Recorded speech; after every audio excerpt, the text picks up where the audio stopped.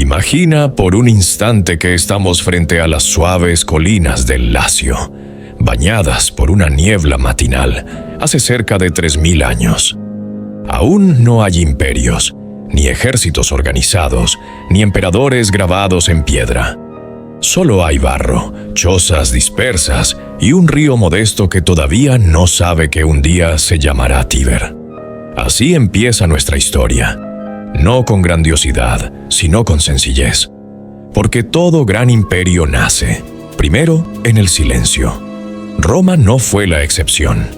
Como toda civilización que luego escribirá su nombre en la eternidad, necesitaba un relato fundacional, uno mítico, heroico, casi poético, y los romanos eligieron la leyenda de Rómulo y Remo, dos gemelos, hijos del dios Marte y una princesa vestal, lanzados al río, rescatados por una loba y criados por pastores. Hasta que, como si el destino lo hubiera dictado, fundan una ciudad. Pero no juntos. Rómulo mata a Remo tras una discusión y se convierte en el primer rey. Violencia fundacional, fratricidio, destino. Porque Roma no nació de la armonía, sino del conflicto, y lo convertiría en su motor durante siglos. Las primeras aldeas que formarían Roma no eran nada espectaculares. Eran pequeñas comunidades latinas, sabinas y etruscas agrupadas sobre las colinas. Un caos tribal de comercio, guerras, alianzas, matrimonios. Sin embargo, poco a poco algo empezó a diferenciar a Roma de sus vecinos: su capacidad para absorber, para tomar lo ajeno y hacer lo propio. La influencia etrusca se dejó ver en la arquitectura, la religión, los primeros sistemas políticos, las cloacas, los templos, las bases de la urbe. Roma comenzaba a tomar forma. Durante siglos, Roma fue una monarquía. Pero el descontento fue creciendo, especialmente por el gobierno de Tarquinio el Soberbio. La gota que rebalsó el vaso fue el abuso de su hijo contra Lucrecia, una noble romana. Su suicidio no solo fue una tragedia personal, sino un grito colectivo. En el 509 a.C., Roma dijo basta. La monarquía fue abolida y nació la República. Era una revolución sin precedentes.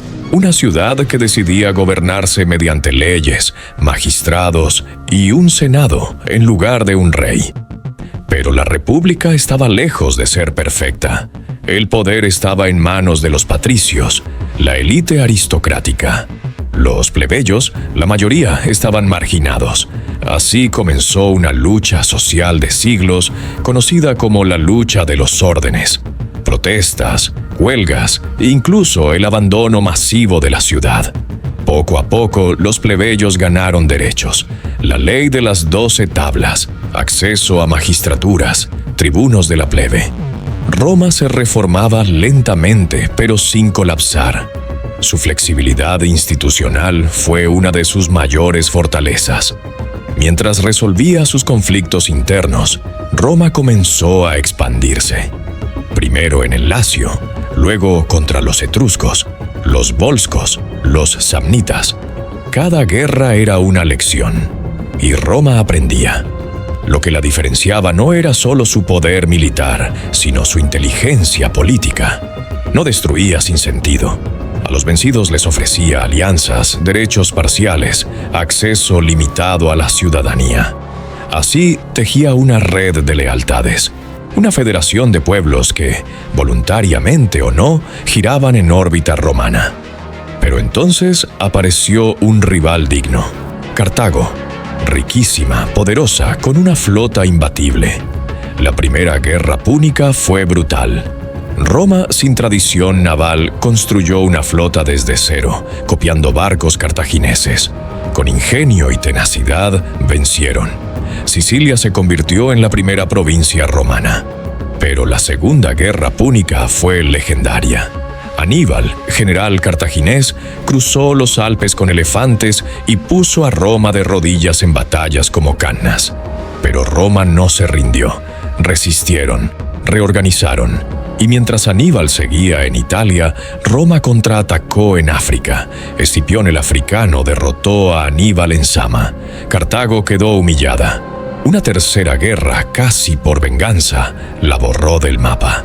Con Cartago fuera del camino, Roma miró al este, Grecia, Macedonia, Asia Menor.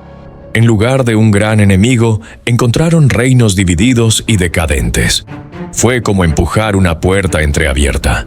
Roma conquistó militarmente, pero fue conquistada culturalmente. La Grecia conquistada se volvió la maestra de su conquistadora. Arte, filosofía, ciencia. Nació la cultura grecorromana. Pero las victorias traían problemas. La República, diseñada para una ciudad-estado, no podía administrar un imperio. Las riquezas se concentraban en pocas manos. Los campesinos perdían sus tierras. Roma se llenaba de desempleados. Y los ejércitos, antes formados por ciudadanos propietarios, ahora se llenaban de pobres leales a su general, no a la República. Los hermanos Graco intentaron reformas, pero fueron asesinados. El ejército se transformó. Mario, luego Sila. Guerras civiles. Sila marchó sobre Roma. Dictadura, purgas. El sistema se rompía. Entonces apareció Cayo Julio César. César, militar brillante, conquistó la Galia. Escribió sobre sí mismo en tercera persona. Se volvió un héroe popular. Cuando el Senado quiso despojarlo de su mando, cruzó el Rubicón. Guerra civil. Derrotó a Pompeyo, se proclamó dictador vitalicio y lo asesinaron. Los idus de marzo. Pensaron que mataban al tirano. Solo aceleraron el fin de la República. Su heredero, Octavio, derrotó a Marco Antonio y Cleopatra en Accio. Se hizo proclamar Augusto, no como rey, sino como el primero entre iguales. El imperio había nacido. Con Augusto comenzó una era de estabilidad, el reinado de la ley, la Pax Romana, pero también una nueva forma de poder, centralizado, absoluto, aunque disfrazado de república. Durante el siglo V, el Imperio Romano de Occidente vivió una lenta agonía. Lo que había sido una estructura formidable se fragmentó en una red de lealtades compradas y ejércitos mercenarios que respondían al oro más que a la gloria de Roma. Las ciudades se fortificaron, las rutas se volvieron peligrosas y la política dejó de jugarse en el Senado para trasladarse a los campamentos militares. En el año 410, el mundo tembló cuando Alarico, líder de los visigodos, saqueó Roma. Fue un golpe simbólico, una herida que dejó a la ciudad eterna sangrando, pero aún con vida. Sin embargo, el verdadero final llegó en 476.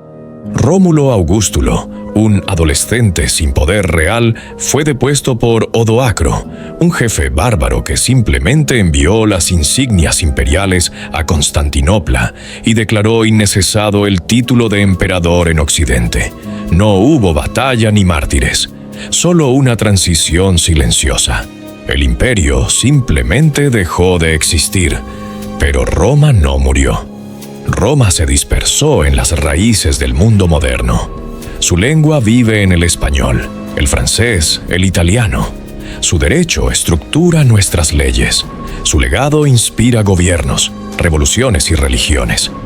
Aunque su imperio cayó, su sombra jamás desapareció. De Carlomagno a Napoleón, de los zares rusos al Vaticano, todos quisieron ser herederos de Roma. Porque Roma no fue solo una ciudad, fue una idea, una ambición, un espejo eterno donde aún hoy nos vemos reflejados.